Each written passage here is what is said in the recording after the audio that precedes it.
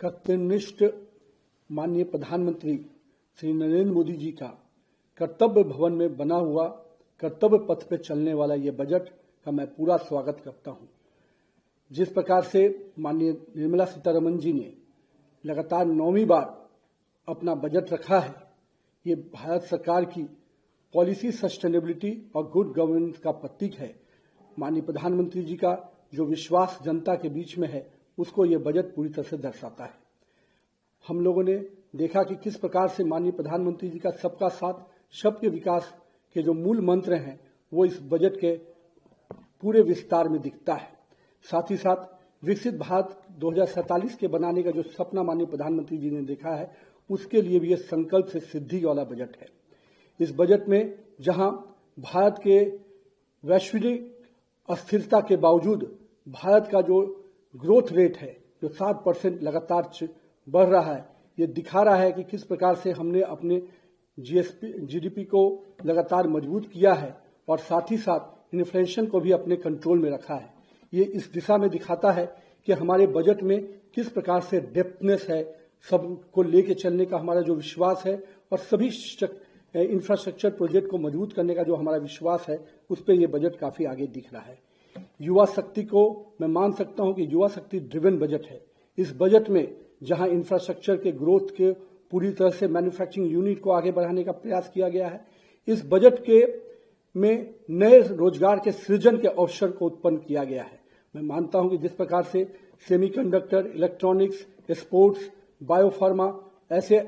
कई अन्य क्षेत्रों को जिस प्रकार से सरकार का इंसेंटिव मिल रहा है, कहीं 40,000 करोड़ का सेमीकंडक्टर्स के क्षेत्र में, 10,000 करोड़ का बायोफार्मा में जो सपोर्ट सिस्टम खड़ा हुआ है, ये सपोर्ट सिस्टम स्पष्ट रूप से सरकार की इस मंशा को दोहराता है कि हम नए रोजगार के सृजन की दिशा में आगे बढ़ रहे हैं। साथ ही साथ इस बजट ने महात्मा गांधी के ग्राम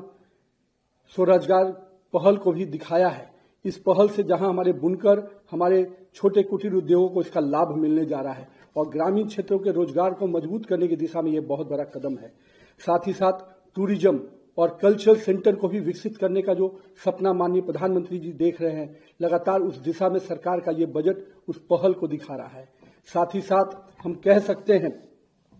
कि 20 नए वाटरवेज के निर्माण का जो पहल है, वो कहीं न कहीं हमारे नए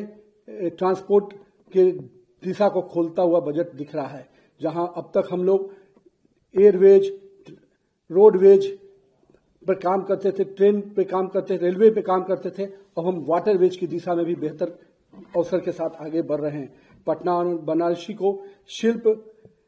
शिप रिपेयरिंग सेंटर के रूप में विकसित करने की जो योजना माननीय प्रधानमंत्री जी ने बजट में दिखाई है, उससे कहीं न कहीं इन इलाकों में भी बहुत बड़ा नए रोजगार के सृजन होंगे। हम कह सकते हैं कि नारियल